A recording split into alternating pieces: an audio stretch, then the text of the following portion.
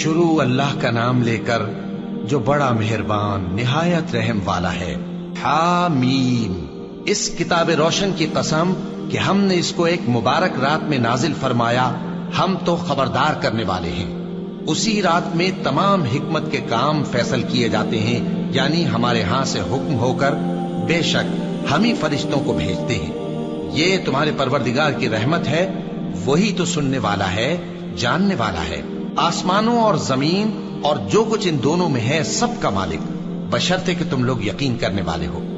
اس کے سوا کوئی معبود نہیں، وہی زندگی دیتا ہے اور وہی موت دیتا ہے، وہی تمہارا اور تمہارے پہلے باپ دادوں کا پروردگار ہے۔ لیکن یہ لوگ شک میں پڑے کھیل رہے ہیں، تو اس دن کا انتظار کرو کہ آسمان سے صاف دھواں نکلے گا جو لوگوں پر چھا جائے گا۔ یہ درد دینے والا عذاب ہے۔ اس وقت وہ کہیں گے کہ اے پروردگار، ہم سے اس عذاب کو دور کر، ہم ایمان لاتے ہیں۔ اس وقت ان کو نصیحت کہاں مفید ہوگی، جبکہ ان کے پاس پیغمبر آ چکے جو ہمارے احکام کھول کر بیان کر دیتے تھے۔ پھر انہوں نے ان سے منہ پھیر لیا اور کہنے لگے، یہ تو سکھایا پڑھایا ہوا ہے، دیوانہ ہے۔ ہم تو تھوڑے دنوں عذاب ٹال دیتے ہیں مگر تم پھر کفر کرنے لگتے ہو۔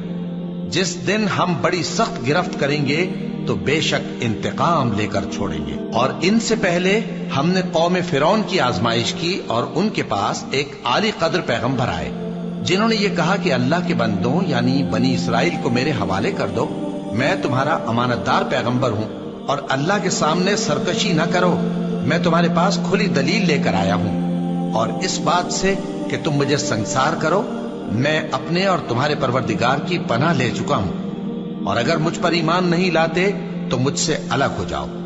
تب موسیٰ نے اپنے پروردگار سے دعا کی کہ یہ نافرمان لوگ ہیں۔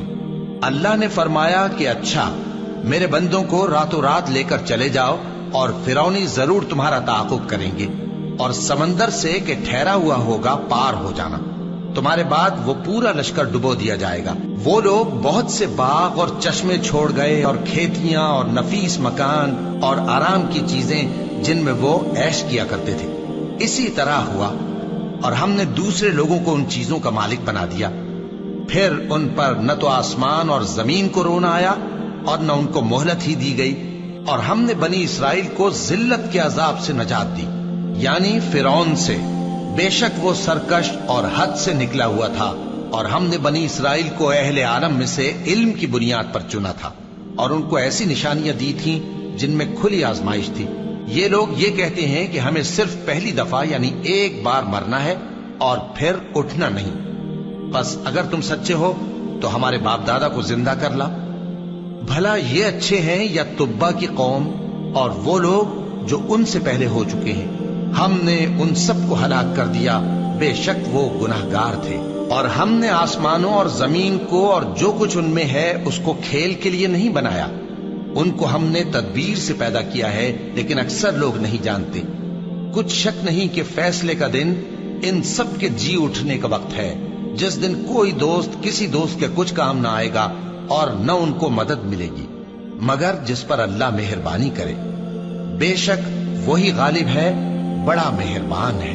بلا شبہ تھوہر کا درخت گناہگاروں کا کھانا ہوگا، جیسے پگھلا ہوا تانبا۔ وہ تھوہر پیٹوں میں اس طرح کھولے گا جس طرح گرم پانی کھولتا ہے۔ حکم دیا جائے گا کہ اس کو پکڑ لو اور کھینچتے ہوئے دوزخ کے بیچوں بیچ لے جاؤ، پھر اس کے سر پر کھولتا ہوا پانی انڈیل دو کہ عذاب پر عذاب ہو۔ اب مزہ چکھ، تو بڑی عزت والا اور سردار تھا۔